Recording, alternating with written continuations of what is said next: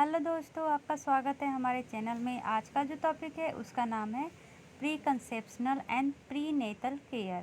Pre conceptional मतलब क्या होता है, जैसे कि कोई औरत है वो माँ बनने के लिए सोच रही है तो उसके बारे में जानकारी करना ही प्री कंसेप्शन है। प्री नेटल केयर मतलब बर्थ के पहले का केयर। ठीक है, सबसे पहले हम पढ़ेंगे प्री कंसेप्शनल काउंसलिंग। इसमें क्या क्या पढ़ेंगे तो काउंसलिंग सेक्शन होता है, medical history, genetic disease, reproductive history, prenatal age, social history और स्क्रीनिंग टेस्टिंग के बारे में पढ़ेंगे। ठीक है, ये जो प्री कंसेप्शनल केयर है ना, ये एक सेट ऑफ इंटरवेंशन है। इसमें क्या किया जाता है तो आइडेंटिफाई किया जाता है पहले एम को, उसके बाद बायोमेडिकली, बिहेवियरली और सोशल रिस्क बताया जाता है वुमेन के हेल्थ को, कि प्रेगनेंसी आने पे आपको इस साथ क्या क्या हो सकता है। पूरा एक गोल बनाया जाता है। ठीक है, तो ये गोल जो इस्टेब्लिश करता है प्री कंसेप्शनल केयर का, वो कौन कौन सा है, मतलब क्या गोल हो सकता है। जिससे पहला गोल तो ऐसे अगर सिंपल भाषा में कहें तो बच्चा और माँ की सेफ्टी बहुत ही ज़्यादा ज़रूरी होती है। उसके बाद इम्प्रूव करने के लिए, जैसे कि कोई माँ जो होती है वो मेंटली प्रिपेयर नहीं होती है और कोई प्रिपेयर होती है। अगर प्रिपेयर होती है तो फिर आपको कैसे ये बच्चे आ जाने के बाद उनका देखरेख करना है, प्रेगनेंसी के दौरान अपना कैसे करना है, वो सब इसमें सिखाया जाता है। इम्प्रूव किया जाता है नॉलेज, एटीट्यूड और behaviour of main and women.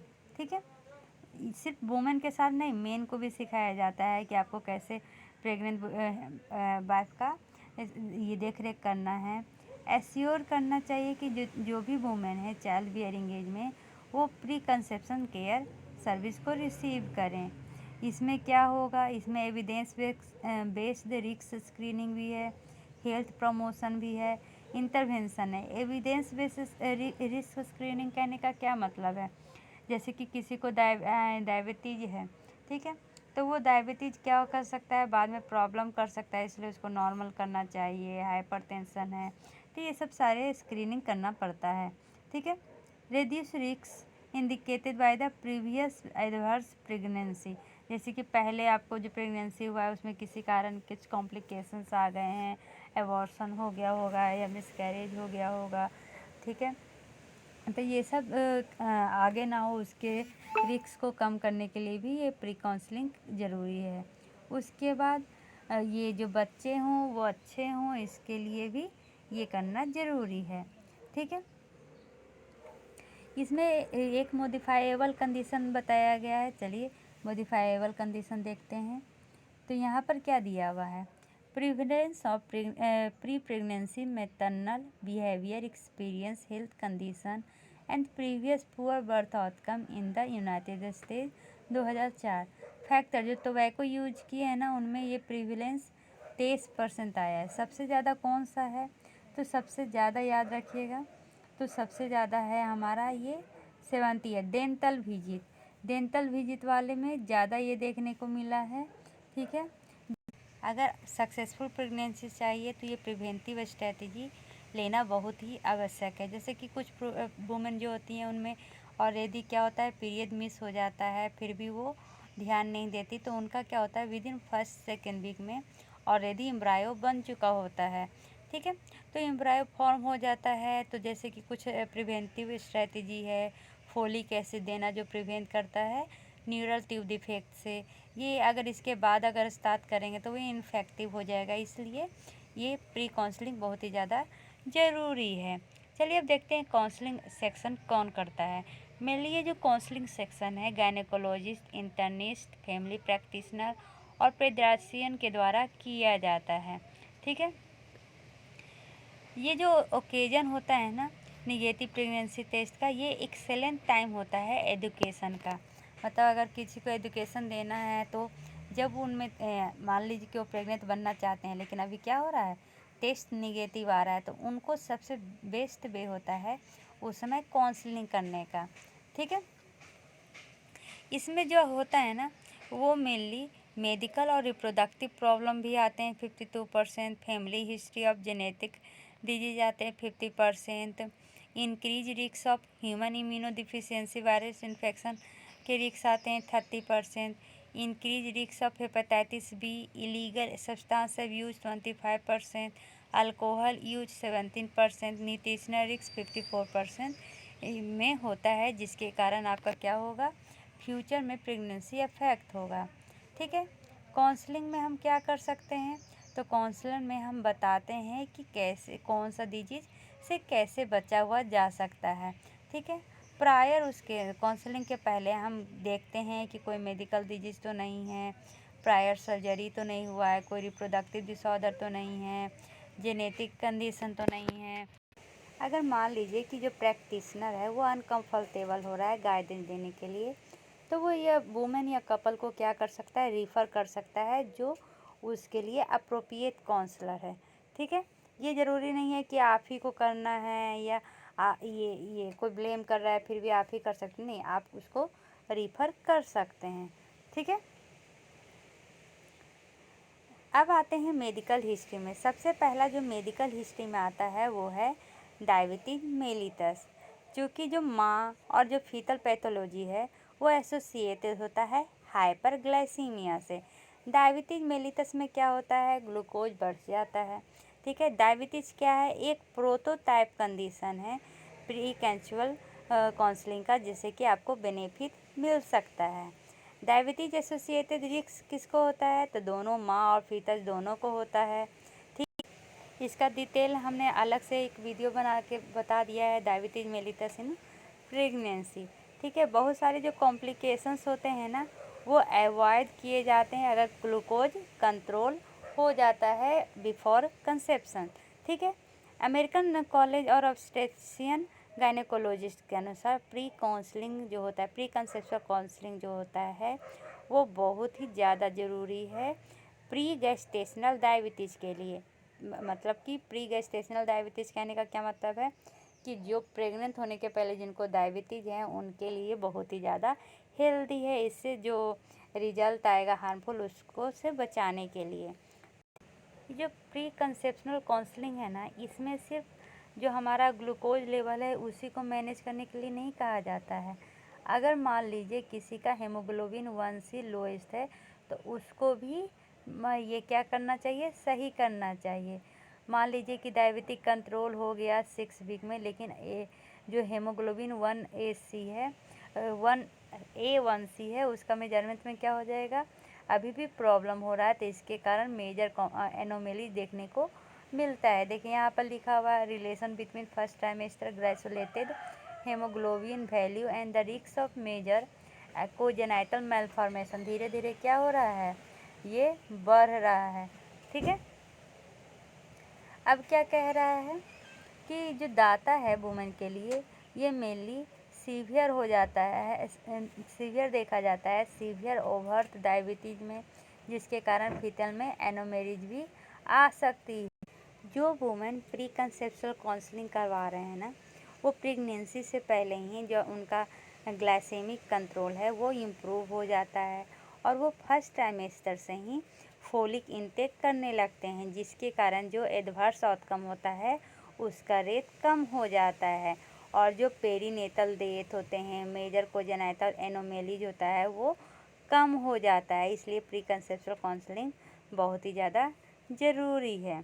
ठीक है। इपिलेप्सी, जिस वुमेन को इपिलेप्सी होता है ना उनमें इन्फेंट में स्ट्रक्चरल एनोमेलीज देखने का रिस्क 2 से 3 टाइम्स ज़्यादा हो जाता है। ठीक है। अगर आप सोच रहे होंगे कि अगर एपिलेप्सी है तो उसके लिए जो एंटी कन्वल्सन ट्रीटमेंट करवाते हैं इसके कारण ये कोजेनाइटल एनोमेलीज है, तो ऐसा नहीं है। ये जो है ना ये इससे इंडिपेंडेंट होता है। ठीक है। फिर भी ऐसा कहा गया है कि जो अनट्रीटेड वुमेन होते हैं उनमें कम होता है as comparison to treated women. ऐसा बोला जाता है ना कि जो वुमेन कौन से अब एंटी कन्वल्सन ड्रग ले रहे हैं तो कौन सा, तो जो वेलप्रोइक एसिड के एक्सपोज होती है या पॉलीथेरापी में एक्सपोज होती है उनमें रिस्क ज़्यादा होता है। अनट्रीटेड वुमेन में एनोमेरीज रेट कम होता है या सिमिलर होता है नॉन एपिलेप्टिक कंट्रोल से। मतलब किसी को एपिलेप्टिक है, ठीक है, तो उसको ट्रीटमेंट ये ड्रग ये सब नहीं दिया जा रहा है। ठीक है। तो वो और जो अनट्रीटेड वुमेन है वो दोनों में एनोमेरेज का रेट क्या होता है, लगभग बराबर होता है। सीजर को अगर कंट्रोल कर लिया जाए ये कंसीव करने से पहले, तब तो बहुत ही ज़्यादा अच्छा होता है। ठीक है, मतलब कि अगर कोई भी सीजर नहीं हो रहा है एक साल तक प्रेगनेंसी से पहले, तो क्या हो जाएगा, सीजर फ्री पीरियड अगर एक्सीड कर जाएगा एक साल तक, तो एनोमेलीज कम देखने को मिलती हैं। ये जो सीजर है ना, अगर इसको मोनोथेरेपी और ये किसी मेडिकेशन से अगर इसका ट्रीटमेंट हो, तो ये क्या होगा, लेस टेराटोजेनिक होगा एज कंपेरिजन टू पॉलीथेरेपी। ठीक है, अब कुछ ड्रग्स हैं जो ज़्यादा टेराटोजेनिक होते हैं, जैसे कि एंटी कन्वुल्सन ड्रग है, तो सारा उतना नहीं होता जितना कि वेलप्रोइक एसिड होता है। मेनली वेलप्रोइक एसिड को एवॉइड किया जाता है अगर पॉसिबल है तो, ताकि जो मेजर रिस्क होता है इसके कारण कंजेनाइटल मेलफॉर्मेशन का, उसको से बचाया जा सके। तो इसमें किया क्या जाता है, मेनली वुमेन में ये क्राइटेरिया देखा जाता है एंटी सीजर मेडिकेशन को डिसकंटिन्यू करने के लिए बिफोर प्रेगनेंसी तक। कौन सा देखा जाता है, तो सबसे पहले वो 2 से 5 साल तक उनको कोई भी सीजर नहीं हुआ हो, या सीजर हुआ होगा भी तो सिंगल सीजर टाइप हुआ हो, नॉर्मल न्यूरोलॉजिकल एग्जामिनेशन हो, नॉर्मल इंटेलिजेंस हो, इलेक्ट्रोकार्डियोग्राफ में क्या हो, नॉर्मल ट्रीटमेंट हो, तभी ये हो सकता है। ठीक है, जो एपिलेप्टिक वुमेन है ना, उनको एडवाइस किया जाता है कि आप क्या कीजिए, सप्लीमेंट फोलिक एसिड लीजिए। ऐसा अभी तक ऐसा कोई निकला नहीं है कि ये फोलिक एसिड लेने पे फीटल मेलफॉर्मेशन कम जाएगा, ये जो वुमेन एंटी कन्वुल्सन थेरेपी लेते हैं उनके लिए।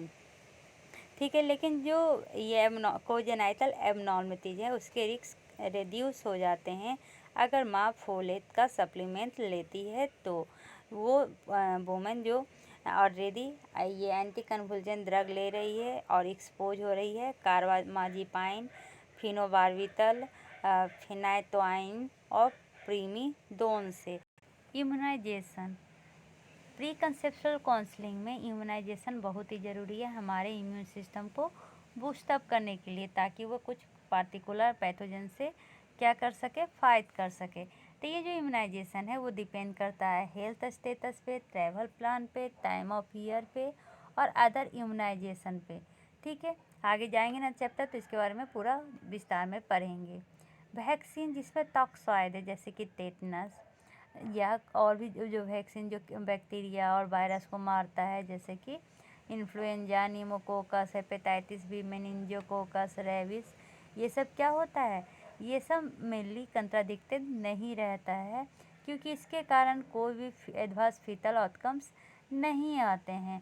लेकिन जो लाइव वायरस वैक्सीन है, जिसमें कि varicella zoster virus, measles, mumps, rubella मतलब कि MMR, polio, chicken pox, yellow fever, ये रिकमेंडेड नहीं होते हैं प्रेगनेंसी के समय। ठीक है, ये मान लीजिए कि कंट्राडिक्टेड ही होते हैं। अगर आप ये वैक्सीन को लेना है तो 1 मंथ या उससे ज़्यादा ही इंटरवल होना चाहिए कंसेप्शन में और वैक्सीनेशन में। ठीक है, ये जो MMR है, वेरिसेरा वैक्सीन है, ये मेनली प्रेगनेंसी के टर्मिनेशन तक कंसीडर नहीं किया जाता है। कुछ रिपोर्ट में ऐसा बताया गया है ना कि जो वुमेन ये स्मॉल पॉक्स का वैक्सीनेशन लेते हैं near the time of conception, उनमें rate of pregnancy loss, preterm birth defect were not higher than expected, मतलब जितना एक्सपेक्ट है उससे ज़्यादा देखने को नहीं मिलता है। चलिए अब आते हैं जेनेटिक डिजीज में। जेनेटिक डिजीज में हम कौन कौन सा पढ़ेंगे, तो इसमें हम mainly neural tube defect, phenylketonuria, thalassaemia और अदर जेनेटिक डिजीज देखेंगे जो ज़्यादा कॉमन होता है। सबसे पहले इसमें हम क्या करेंगे, तो फैमिली हिस्ट्री देखेंगे। अब जो वुमेन क्या कर रही है, स्मॉल पॉक्स का वैक्सीनेशन ले रही है नियर द कंसेप्शन, उन लोग में mainly rate of pregnancy loss, preterm birth और बर्थ डिफेक्ट जितना एक्सपेक्ट होता है ना उससे ज़्यादा हायर नहीं होता है।